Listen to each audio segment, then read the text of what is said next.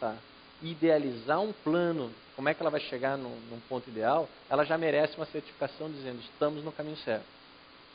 E essa é a certificatura da Califórnia, que dá o selo Cradle to Cradle. Eles trabalham exatamente com isso. Eles trabalham dando o selo.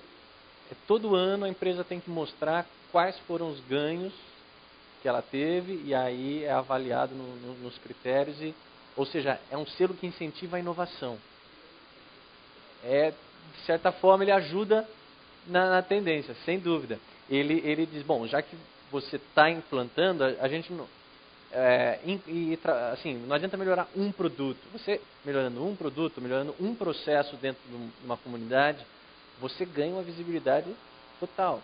Mas você tem dezenas de outras coisas que ainda não estão boas funcionando. Então, o próximo ano, qual vai ser a próxima meta? Eu quero mostrar para vocês esse... e a última coisa que eu queria comentar, a diferença, que é muito importante a gente fazer a diferença entre a reciclagem tradicional, que eu coloquei lá fora, e a reciclagem onde você sabe por que você está reciclando. Entre a ideia tradicional de pegar o que é lixo e tentar transformar em alguma coisa, e você já projetar o produto junto com a indústria de reciclagem, que passa a ser uma indústria simplesmente de recuperação, uma tecnologia que faz parte do fluxo do material, assim, do processo. E principalmente a noção a noção de ecodesign ou de obsolescência programada, que já está se falando no obsolescência projetada. A gente sabe que os produtos têm um ciclo de uso. Então a gente precisa desenhar esses produtos para esse ciclo de uso e vender o uso dele. Quer dizer, muda a perspectiva de oferta de facilidades. A indústria existe para oferecer facilidades.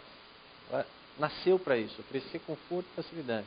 Quando a gente só consegue viver em Recife, por mais caótico que seja, porque tem uma tecnologia, tem uma indústria fornecendo uma série de facilidades para a coisa funcionar. Quando o poder público adota isso, eu acho que é uma grande... como ele adota e implementa muita coisa, guia muita coisa, ele tem condições de falar, ok, eu quero saber por quanto tempo eu estou pagando o uso desse produto. Seja um edifício, por que não desenhar edifícios para ser desmontados depois de um tempo? A indústria já faz isso hoje. Ela constrói em aço, coberturas leves, que ela sabe que uma hora aquele terreno vai valorizar e ela vai ter que migrar para outra área. Ela desmonta rapidamente, ela expande rapidamente, ela encolhe. Então, por que não começar a desenhar edifícios onde, conforme a cidade vai evoluindo, eu vou escolhendo esses edifícios melhores? Patrimônio fica, porque patrimônio fica. Mas quando eu preciso desenvolver uma área da cidade, fica muito mais... A cidade é um organismo, e por que não tratá-lo como qual, né? Eu só queria dar uma complementada nas palavras da professora Soraya, tão bem colocadas aqui nessa manhã. E exatamente, que resume, né, as palavras de todo o grupo. E só acrescentar o preâmbulo também, a ecologia de ordem, que é a ecologia básica, que está bem interligada com os princípios do que ele coloca aqui. Só somando ao que você já colocou aí, e todo o resto. Eu acho que não vou ser redundante, porque eles conseguiram falar de muita coisa aqui, muita gente aqui deve ter discutido nas mesas. Eu queria só complementar mais, registrando a presença aqui da Prefeitura do Recife, através da minha pessoa, que sou gerente da Educação Ambiental da Secretaria do Meio Ambiente, né? E dizer que sei sim que o poder público está bastante distante dessas discussões e tem de vez em quando sido realmente omisso, mas que existem ainda pessoas comprometidas que estão nessas posições, nessas gerências, nessas diretorias, e que nós estamos aqui para somar esses esforços, para fazer alguma coisa. E que eu venho em compromisso de levar o que está sendo passado aqui hoje para a minha secretaria, para o meu setor e para as minhas atividades onde eu atuo, né? Temos projetos na educação, na área da educação ambiental, nas escolas e com outras instituições e demais parceiros, e que eu vou poder estar implementando já alguma coisa dessa filosofia que está sendo passada aqui hoje. Tá? Então, esse é o meu compromisso até porque eu me identifiquei completamente com o que eu vi aqui. Eu tinha comentado com alguns colegas, né? E é só registrando esse complemento, né? E pedi à professora para que me mandasse por e-mail esse resumo, que eu gostei muito.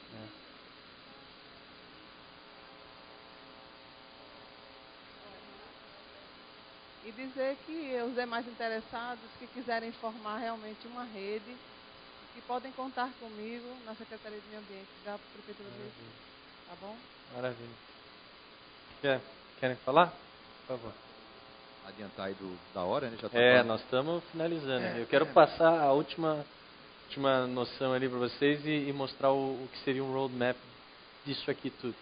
Bom, a gente conversou aqui e o grupo chegou à seguinte ideia, no caso, né, para colocar, sobre a política habitacional. A gente está vendo aí que está muito forte essa história no país, né? Minha Casa Minha Vida, tal, mas a gente acaba não vendo essas tecnologias sociais que já existem, várias entidades, ONGs que colocam, fazem, praticam, sendo transferido para, por exemplo, pelo menos para essa questão das casas populares a princípio e depois que fosse transferido também para todos, não é? Infelizmente já existe, mas o problema todo que a gente vê como entrave é o próprio preconceito, o mercado, o poder público e a educação das pessoas, que são os entraves, né? São muitos, na verdade, eu acho que são bem complexos para você romper. Mas vamos supor que isso aí funcione. A questão, por exemplo, a gente pensou aqui, conversou, e meu amigo, esqueci o nome, Tomás, ele tem uma experiência que pratica na entidade que ele faz parte, não é? É ecopedagogia, né? Não sei, Bicho do Mato, que ele faz parte, onde se utiliza um banheiro, um ecobanheiro, vamos colocar assim, onde não vai ter água para ter descarga, e sim serragem. E aí chegamos numa história interessante, porque esse banheiro ele vai explicar como é que é essa tecnologia, vai economizar água, né, que é importantíssimo. Ele também, os excrementos, eles vão sofrer um processo natural para se tornar compostagem, né, adubo. Vai servir para ter hortas. Isso aí mexe até com outro potencial interessante, seria a potencialidade de segurança alimentar. Não é? Já imaginou que esses condomínios populares agora tivesse esse processo e ali tivesse pequenas hortas para abastecer a própria comunidade? E, ou seja, o ganho de saúde, né, já seria uma grande potencialidade também. Agora eu vou pedir para que ele explique mais ou menos essa tecnologia para vocês.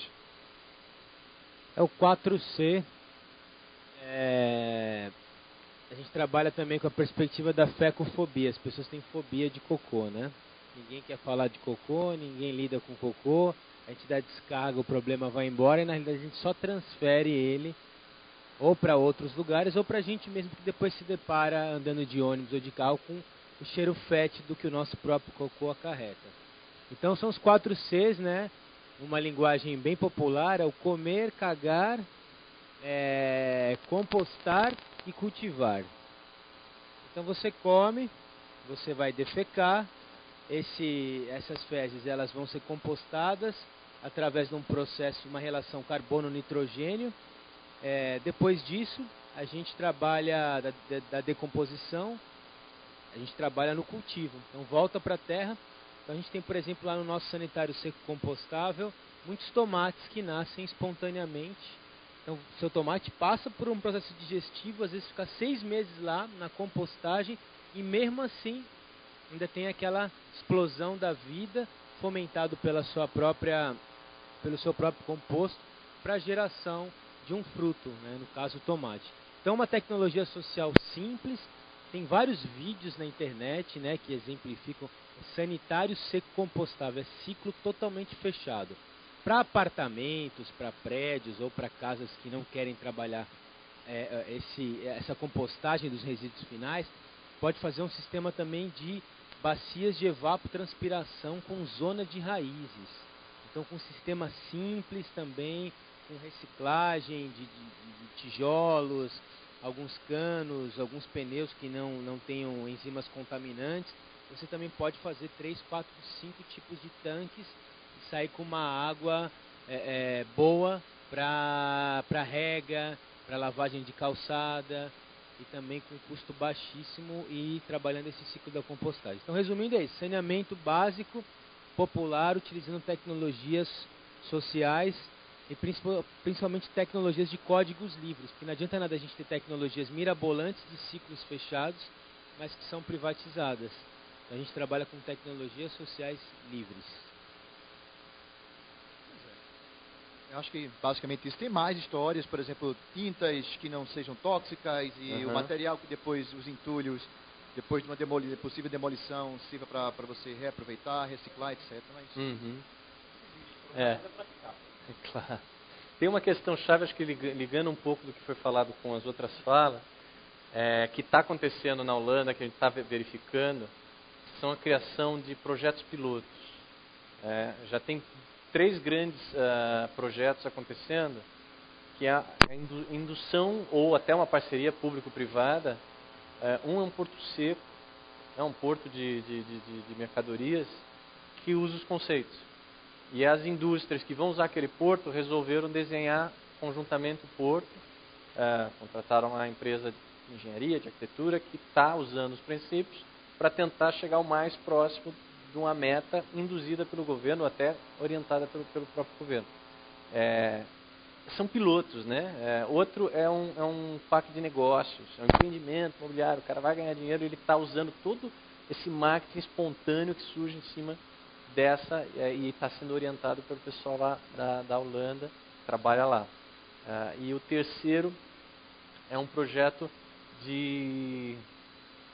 o Floreado. É um projeto de centro de pesquisa, também com esses conceitos. Quer dizer, são projetos que têm interesse para o município ou para a região, que ele então se une ao empresário que quer ter um diferencial, seja um grupo de empresários ou um empresário que vai fazer uma construtora e tal. E com isso você faz uma parceria pública-privada, não só no dinheiro que está entrando, mas na comunicação dos valores que aquilo está levando, tanto o município, ou seja, você coloca a região no mapa porque tem um diferencial não só econômico, mas que é um referencial ícone em tecnologia e sustentabilidade. E por que não, no Brasil, que a gente tem muitas questões sociais para endereçar, começar a trabalhar comunidades piloto, onde você pega áreas de tecnologias sociais, como a gente está falando, coloca juntas, como é que ela vai funcionar. No Rio de Janeiro, as UPPs estão começando, e um dos projetos que a gente entrou em contato é a tentativa de fazer uma favela que chamam de cidade sustentável, né? E usar tecnologias sociais, né? Eles estão tentando fazer alguma coisa com a agricultura urbana lá. Quer dizer, o governo ainda não está envolvido diretamente, indiretamente ele está, porque, claro, conseguiu organizar. Mas parece que agora o Morar Carioca, a coisa está gerando frutos. Mas começou com o CBETS, começou com o World Business Council para as empresas em torno do Conselho Empresarial de Desenvolvimento Sustentável. Que ninguém é santo, ninguém aqui está querendo... Eles estão vendo que ali é uma possibilidade de unir a marca deles a uma iniciativa real. Agora, enquanto for uma iniciativa separada do negócio da empresa, nós temos um problema, e isso serve também para o próprio poder público. Enquanto eu estiver vendo que, no caso do poder público, foca bastante na sociedade, né? Deveria estar focando.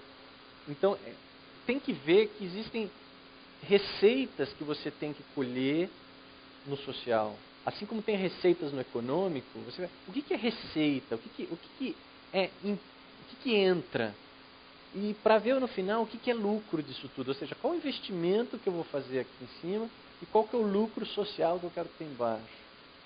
Né? E o lucro ambiental também. Qual o investimento que eu vou colocar aqui e o lucro ambiental? A gente trata, enquanto a gente tentar o ambiental com protecionismo, proteger, e o social como algo muito, você estiver muito distante da integração, o que o Brasil fez? O Brasil, nos últimos anos, vem ajudando a dinamizar a economia do país inteiro, investindo nas camadas mais né? De alguma forma, isso está acontecendo. E não tem como dizer que não. A nova classe emergente está ajudando no dinamismo da própria economia. Isso tem que se manter, tem muitas questões para resolver, mas já mudou uma perspectiva de tratar a pobreza. Não tratar a pobreza onde é um saco sem fundo, mas algo que eu invisto para gerar lucros no final. Então a gente muda um pouco a perspectiva de lucro. Eu queria apresentar, antes disso, para a gente começar, para a gente finalizar, eu queria mostrar esse quadro para vocês, antes do último. Como é que a gente está de hora, gente? Acabou? Ah, então está bem no tempo. O outro, Ana. O outro. Não, está passando, está pelo lado errado. Não, passou demais. É isso. Esse aqui, eu cheguei a comentar para vocês, eu acho que faz muito sentido, que é, a gente se pensa só no quantitativo, e olha, as falas ainda estão impregnadas no quantitativo, certo? A gente estabelece métricas claras, quantidades, as táticas começam a surgir, estratégias, mas a gente acredita que tem que inverter essa lógica, porque o máximo, você chega uma hora que você não consegue mais tratar o assunto de forma, você não sabe exatamente para que você está usando aquelas métricas, você tem uma quantidade de dados gigantesca que acaba confundindo e travando. Enquanto eu não tiver claro quais são os valores, quais são os princípios, eu não consigo nem estabelecer objetivos. Objetivos claros, objetivos que botem as pessoas do mesmo lado da mesa. Sabe? Se eu tiver o valor, qual que é o valor que nós como empresa temos, né? Que a gente acredita que seria a evolução da ideia de sustentabilidade. A sustentabilidade hoje, como é definida, é garantir hoje, a qualidade hoje, sem comprometer das gerações futuras, a qualidade das gerações futuras. Né? A gente coloca as gerações futuras e o hoje, as gerações presentes. Mas quem é a geração futura hoje? As crianças. Né? As crianças são a geração futura hoje. Então, como o valor foi desenhado para a empresa, então vamos tratar a sustentabilidade amando todas as crianças, de todas as espécies, por todo o tempo. Quer dizer, por que não trabalhar políticas, trabalhar tecnologias, trabalhar química, produtos que respeitem as crianças de todas as espécies e que pense que isso tem que ser perpétuo, tem que ser contínuo, tem que ser renovável, né?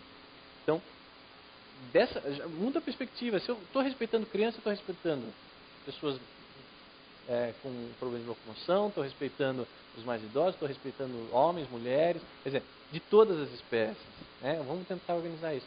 Como princípios, então, a gente estabelece 3 princípios baseados na observação da natureza, tentando trazer para a nossa realidade, porque a hora que a humanidade, a hora que uma cidade conseguir produzir, vamos dizer, capturar mais CO2 do que produz, a hora que a gente tiver carros, processos produtivos mais eficientes na emissão de carbono, e uma cidade tão verde, que faça agricultura urbana, que use processos de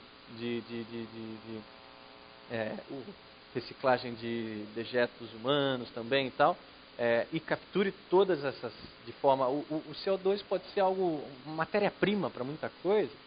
Eu vou estar promovendo uma velocidade de recuperação do efeito estufa tremenda. Né? Já tem estudos, a Universidade de Fraunhofer na Alemanha fez estudos. Se todos os centros urbanos utilizassem telhados verdes na Alemanha, os grandes centros urbanos, a Alemanha já estaria com 80% da captação de carbono que ela precisa do balanço. Aí só fica um desafio de 20%. Quer dizer, bom, e o outro, esse aqui, passa para mim. O outro slide, para a gente ir fechando esses conceitos, isso aqui é interessante, é só uma representação de como hoje a gente está nessa curva aqui, a curva da ecoeficiência, pensando muito em minimizar os impactos negativos. Se eu estou falando em minimizar impactos negativos, ele tem que estar debaixo do gráfico, né? É negativo. Eu estou tentando ser menos ruim. Gente, comunicar, o nosso município está tentando ser menos ruim. Como é que você quer botar o pessoal para trabalhar num negócio desse? Assim, como é que você quer engajar sendo menos ruim? Né? É até difícil. Imagina você chegar o cara na delegacia de polícia e dizer: ô doutor, eu estou melhorando, eu não bato mais 5 vezes na minha mulher, só bato uma. É mais ou menos isso que a gente está comunicando. Eu estou poluindo menos, eu estou fazendo menos, eu estou causando menos problema. É legal, é legal. Tem que diminuir o impacto negativo? Tem, mas nós precisamos começar a estabelecer metas positivas. O quanto eu estou restaurando de solo, o quanto eu estou capturando de CO2, o quanto eu estou mudando para energias renováveis. Isso é muito mais engajador. Já não estou falando de engajamento da população, de engajamento da equipe. Isso aqui é muito mais poderoso para colocar a máquina para girar na direção certa. Né? Bom, gente, eu queria apresentar para vocês o que a gente chama... Mostra o outro, o roadmap. O que a gente chama de plano de voo. Tá? É aquele outro que eu acho que está bem legal. Quando a equipe atinge uma maturidade de discussão e ela começa a convergir, pode ser... Aperta o play para mim. Esse está em PDF?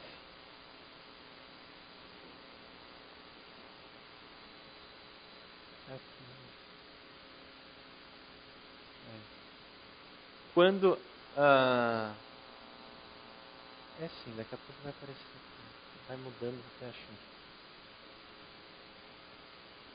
Não sei porque ele está pensando. Quando o grupo começa a madurar e começa a convergir em metas, começa a convergir em desafios, ele começa a estabelecer quais as inovações que ele precisa então para romper. E aí os técnicos começam a calcular como é que eles vão chegar lá. Eu vou dar um exemplo na arquitetura que ilustra. Tá? O arquiteto... Está pensando? Então pega aquela outra mesmo da Desso.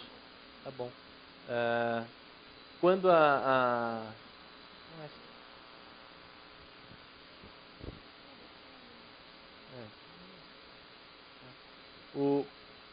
quando o arquiteto, a NASA chamou esse arquiteto para desenvolver um edifício ciclo fechado. Falou assim, olha, a gente quer fazer um edifício modelo, uma estação em Marte, porque ela precisa ser ciclo fechado lá. Todos esses conceitos aí fazem sentido numa estação em Marte. E o arquiteto falou assim, não me interessa. Eu, não, como não me interessa? Você vai trabalhar para a NASA? Não. Vocês não sabem construir... A gente mal sabe construir edifício na Terra. Não chegamos, os edifícios são ruins, são menos ruins, não conseguem ser bons, não conseguem... Como é que eu vou fazer um projeto para Marte? Aí a NASA ficou melindrada, né? Aí contratou, então tá. Decidiram internamente, nós vamos fazer então o que a gente vai chamar base na Terra, base de sustentabilidade na Terra. Aí ele falou, tá bom, então primeira reunião eu quero todos os técnicos da NASA, os cientistas, e eu quero lá na sala de controle. Puxa, uma estrela, né? Arquiteto estrela, lá vem o arquiteto, tá bom. Levaram o arquiteto para aquela salona e o arquiteto falou assim, Houston, we have a problem. Houston, a gente tem um problema. É a história da Apollo 11 lá. E aí todo mundo ficou antenado e ele falou assim, olha, a gente precisa construir um edifício que produza mais energia do que ele consome. Alguém aqui é capaz de pensar no edifício que produz mais energia que consome aqui para o planeta Terra?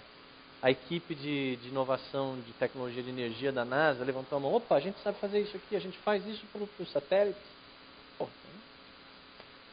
Para você. A gente precisa fazer um edifício que filtre a água e devolva a água mais limpa do que consome. O pessoal lá, não, a gente faz, para a estação espacial a gente precisa estar filtrando a água e ela volta inclusive para ser utilizada para beber. Não, então vocês trabalham. E assim ele foi. As equipes estavam ali. Ele só foi dando os princípios, né? Vamos construir um edifício como uma árvore.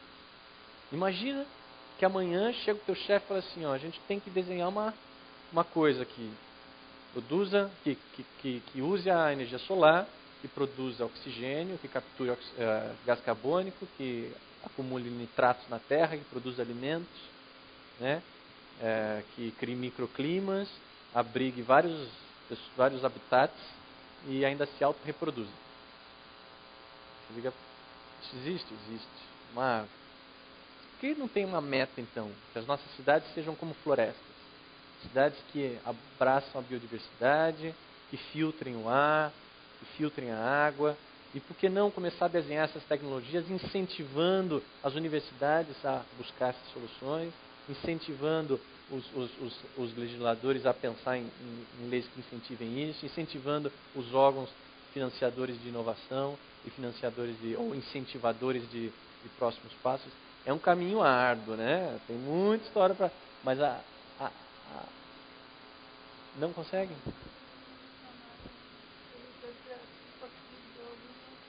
Mas você tirou. É.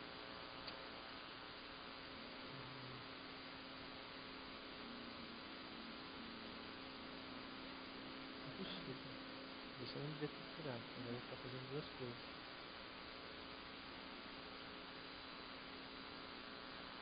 Bom, vou tentar explicar para vocês. Só para a gente fechar. Você estabelecendo um plano onde você tem um ponto A. Isso não é novidade para muita gente, mas... E você tem um ponto A onde você está. Você entender onde é que você está, você entender os seus desafios. E você estabelecer um ponto B onde você quer chegar. Aí você tem condições de desenvolver metas e começar a ver quais equipes eu preciso ter para cumprir cada meta. As questões-chave, como você ter as metas, ser transparente e tentar juntar as pessoas que querem trabalhar, é fundamental.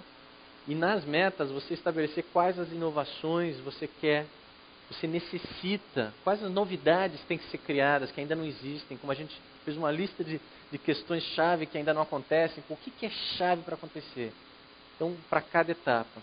E trabalhar com o conceito com a ideia de prova do conceito. Trabalhar com alguma coisa que não é o problema principal. Vamos trabalhar com alguma coisa que inspire as pessoas. Né? Vamos trabalhar com alguma coisa que a gente comece a fazer, em vez de a gente ficar pega o problema inteiro, começa o começo. Desenhamos o plano. Aí, próximo passo. No terceiro passo, ninguém já esqueceu, é tão árduo, né? Se você consegue trabalhar problemas mais simples, você vai até o final do problema. Aí você faz a demonstração que isso é possível. Olha, gente, a gente pegou um dos produtos que a gente consome aqui na prefeitura, na localidade, e conseguimos fazer com que ele seja, escolher melhor os materiais. A gente sabe que tem uma indústria de reciclagem aqui que dá conta, a gente fechou um contrato. Ninguém nem viu o que aconteceu e, eu consegui aqui um grupo pequeno, com pouco budget, com pouco dinheiro, resolver isso. Porque já tinha, aí entra a diversidade, já tinha uma expertise local, a gente só conectou os pontos. Né? Aquela pedalada que depois que você já pega uma velocidade no plano, você só dá ou quando você está no balanço com a criança, você só precisa dar um toquezinho e ela vai. Então, isso aí ajuda a inspirar o próximo passo, mais difícil, ajuda a entender o que deu certo, o que deu errado, ajuda a alinhar internamente, a comunicar externamente, nós estamos querendo mais. Então, essa é um gráfico que, basicamente, você vê os níveis para você ser positivo e a curva subindo. E aí você tem metas, aí você precisa ter metas mensuráveis. Né? Você tem que ter, realmente, assim, a gente vai em tanto tempo chegar nesse número, não precisa ser necessariamente quantitativas, pode ser também, mas muitas vezes é qualitativa. Índice de satisfação melhorou.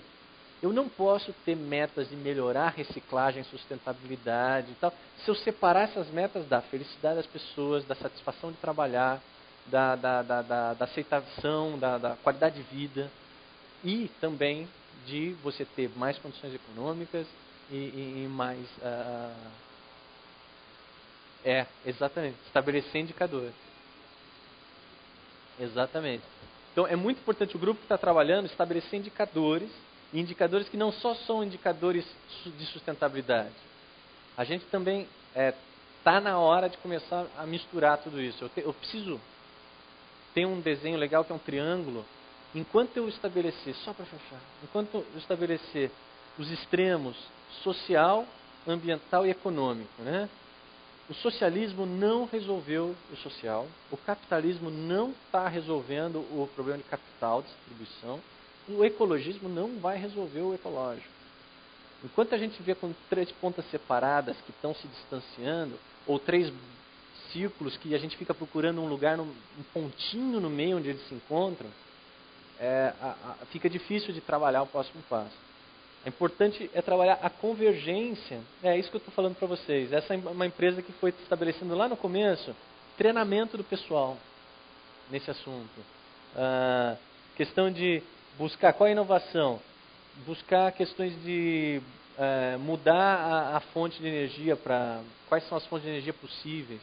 E aí ela vai estabelecendo metas até 2020 aqui, que ela vai para a humanização de espaços, que ela quer que os espaços sejam mais confiáveis. Só terminando a ideia do triângulo, a pergunta que tem que ser feita, e aí fechando, o que a gente tem que começar a fazer é quando que o econômico beneficia o social, por exemplo. Por exemplo, eu estou pagando salário adequado para as pessoas viverem minimamente com qualidade? Eu estou conseguindo todo mundo ganhe aqui, pelo menos na minha comunidade? Eu estou fazendo do econômico qual a influência que ele tem no social. E o econômico, como é que ele tem influência no ambiental? Quando que o econômico influencia no ambiental? Com a eficiência. Eu estou sendo eficiente no uso dos recursos econômicos para o ambiental? Agora, quando que o ambiental influencia no econômico? Eu estou sendo efetivo, aí vem a ecoefetividade. O efeito dessa economia, dessa eficiência, está sendo positivo? Quando eu falo da economia, do social com o ambiental também, quando que o meu ambiental ajuda no social? Quando é que ele influencia no social? Quando é que o social melhora o ambiental? Essas perguntas têm que começar a ser feitas. A interconexão desses espaços. Gente, obrigado. A gente já está bem no horário. Sim, por favor. Acho que aqui... Acabou a pilha, eu acho. Tá bom. Eu prometo ser breve. Você falou muito na questão econômica, ambiental, social. Falou em qualidade de vida, falou em questão de pobreza, essas coisas todas. Isso. Não, eu não sou um estudioso do tema, mas sou bastante curioso. Então isso gera também mais curiosidade. E aí, por causa disso, 2 perguntas. Né? A pergunta é, o processo de berço a berço, né, além de um dispositivo de minimização de impactos negativos para o meio ambiente, pela melhoria da produção de produtos e serviços, né, ou seria também um dispositivo de inclusão social? A segunda, né, como o processo berço a berço pode contribuir para a melhoria da qualidade do viver das pessoas em situação de pobreza e de vulnerabilidade social? Eu, pessoalmente, eu acho que um dos grandes desafios é a gente começar a ter casos de sucesso para a nossa realidade aqui, que está muito mais... tem muito mais latente a necessidade de atacar questões de pobreza. Pelo menos a gente está erradicação da miséria. O Brasil já está exportando tecnologia e conhecimento em erradicação da miséria e da pobreza. Busca por isso. Por que não começar? E agora é a hora de começar a transferir esse conhecimento para questões-chave nessa área. A sua primeira questão, quando você fala em minimização, eu acredito que o Cradle to Cradle, ele é muito mais... O foco dele é muito mais em maximização dos benefícios que pode gerar em cima dos processos e produtos. Ele não foca na minimização. A minimização, ela na verdade, assim, ela tem que eliminar o conceito do problema. O problema não pode existir. Quando eu maximizo os benefícios, eu uso assim, quando a discussão sobre CO2 ou sobre energia, né? Um elefante, ele emite mais CO2 e usa mais energia que uma formiga. Mas o elefante é grande. Provavelmente o ecossistema funciona porque ele fornece serviços para aquele ecossistema que são adequados para o tamanho que ele usa de espaço, de energia, de CO2 que ele usa. A formiga ela é pequena, mas ela é um monte de formiga que trabalha também num outro nível de... Então, assim, o que a gente tem que entender, talvez, é que uma cidade grande vai ter um esforço que ela vai ter que fazer para resolver e para ser benéfica. cidade menor talvez seja muito mais fácil, uma comunidade muito mais fácil ainda de eu atingir esse equilíbrio, onde eu consigo ser benéfico e ter esse relacionamento.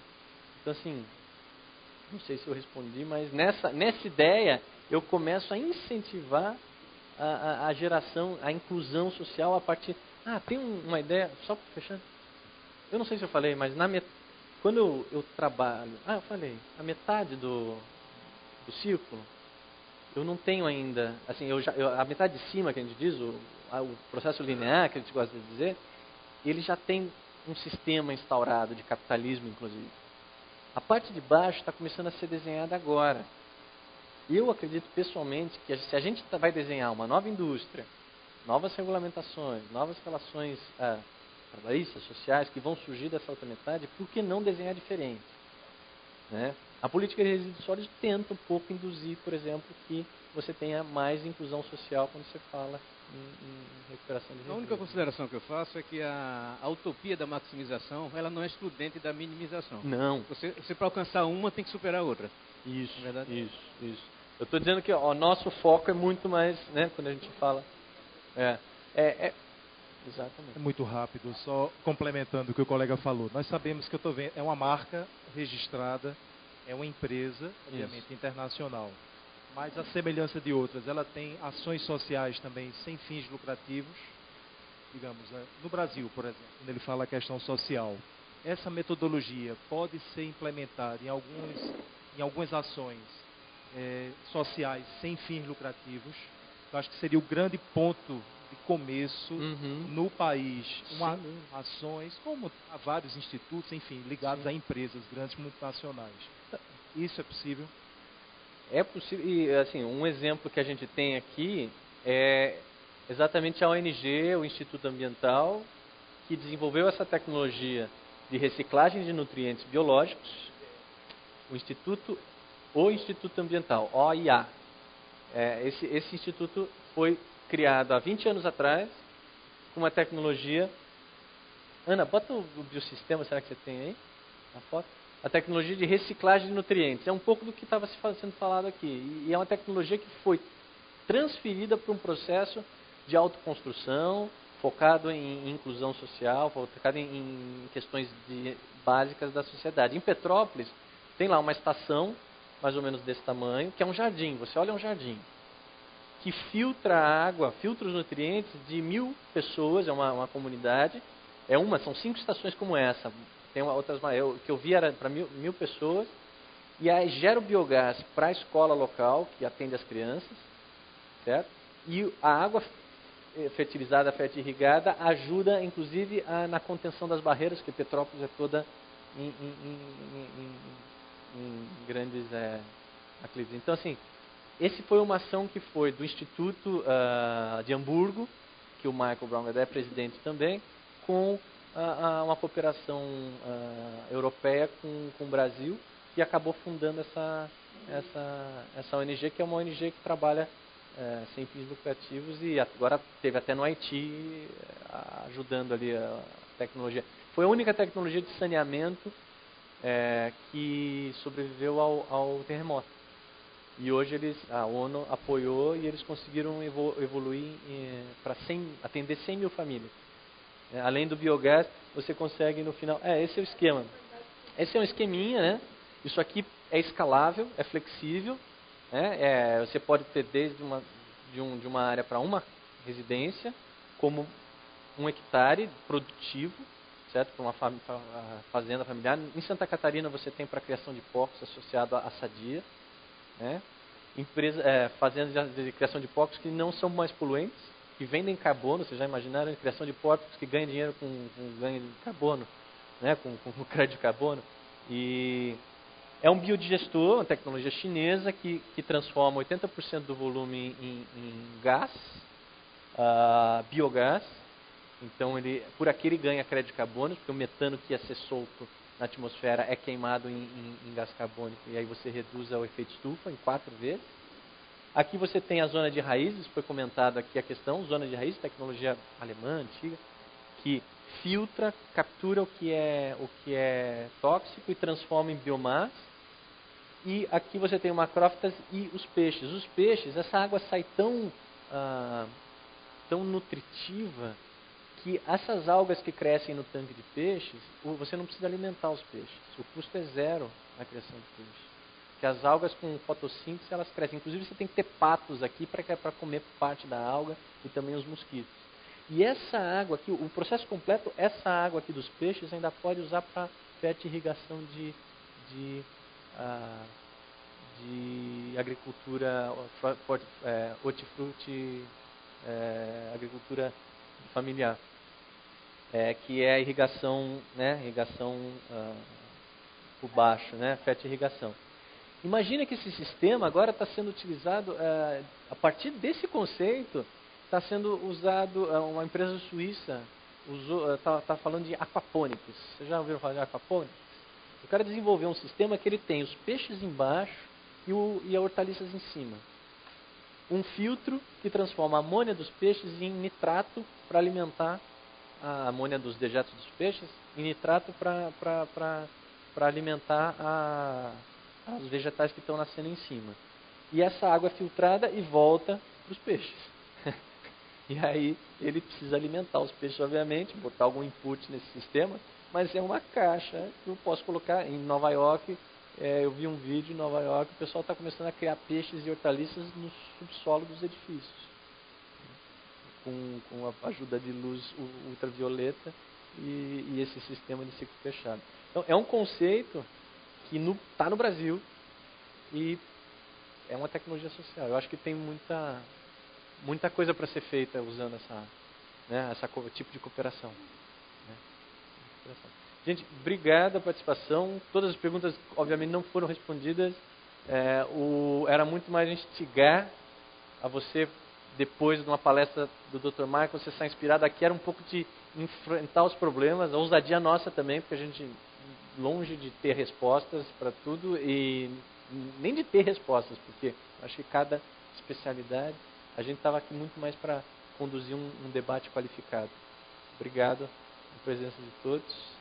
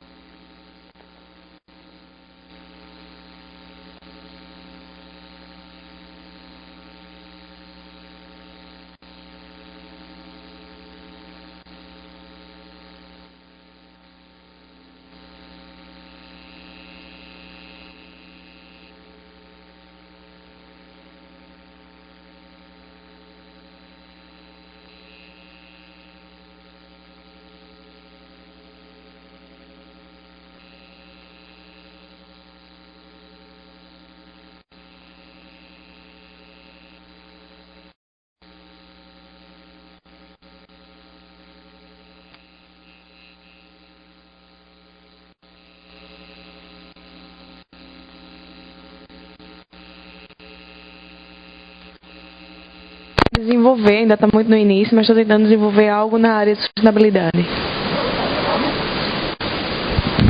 Olá, meu nome é Walter, sou designer gráfico, estou estudando na ESO e a área de design e sustentabilidade me interessa, por isso que eu estou aqui. Meu nome é Luísa, eu faço engenharia civil na Universidade Federal. Eu me interesso muito também pelo assunto e gostei muito da abordagem. Boa tarde, o meu nome é Renata Carvalho, sou doutora em Tecnologia Ambiental e Recursos Hídricos e professora do Instituto Federal de Educação de Pernambuco, no curso de Gestão Ambiental. Boa tarde a todos e a todas, meu nome é Jussara, eu sou aluna da professora Renata, pelo curso de Gestão Ambiental, e fiquei muito curiosa para saber como funciona, da aplicabilidade. Indústria, né, para empresas, então eu queria saber se vai ter essa abordagem em outros segmentos.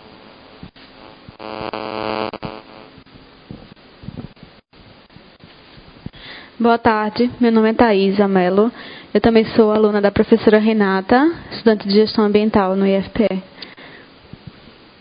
Boa tarde, meu nome é Luísa, sou aluna da professora Renata também, segundo período de Gestão Ambiental de IFPE. Meu nome é Renata, também aluna da professora Renata. Faço a tecnologia em gestão ambiental pelo IFPE e achei interessante o tema. Ela nos trouxe aqui e estou achando bem interessante. Boa tarde, meu nome é Angélica, também sou aluna da professora Renata, faço gestão ambiental no IFPE. Boa tarde, meu nome é Dandara e eu também sou aluna da professora Renata. Boa tarde, meu nome é Marília e eu também sou aluna da professora Renata do curso de Gestão Ambiental. Boa tarde, meu nome é Jéssica, também sou aluna da professora Renata do curso de Gestão Ambiental. Boa tarde, meu nome é Ítalo Leal, também sou aluno da professora e fiz um curso básico de logística empresarial e vi até um conceito aqui que é a logística reversa. Achei muito interessante e estou gostando bastante do seminário. Boa tarde, meu nome é José Irlanda, sou técnico de segurança de trabalho na Borborema, faço gestão ambiental na Unopar.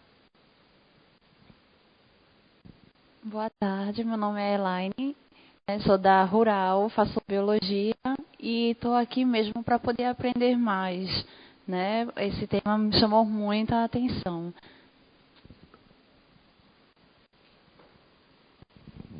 Oi, boa tarde, meu nome é Daliete. Eu fiz licenciatura em Ciências, Gestão Ambiental, trabalho para a Prefeitura de Jaboatão. Oi, boa tarde, meu nome é Rebeca Valença e eu curso Ciências Ambientais na Universidade Federal, aqui de Pernambuco. Boa tarde, meu nome é Alexandre Vilarim. Eu sou formado em Gestão Ambiental e trabalho numa empresa de pesca. E sustentabilidade interessa essa área.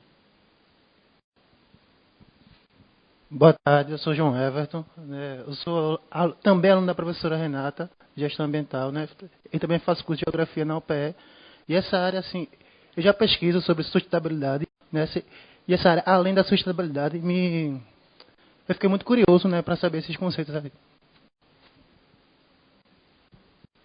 Meu nome é Guna e sou aluno de Gestão Ambiental também. Eu sou Yara e aluna de Renata. Meu nome é Sérgio Ramos, ainda não sou aluno da professora Renata. Faço pós em logística na Fafiri. Trabalho numa concessionária Volkswagen de caminhões e ônibus. Me interessei nessa área porque hoje estou fazendo parte de um comitê de sustentabilidade também da empresa que eu trabalho. Aí essa área me interessa bastante. Okay?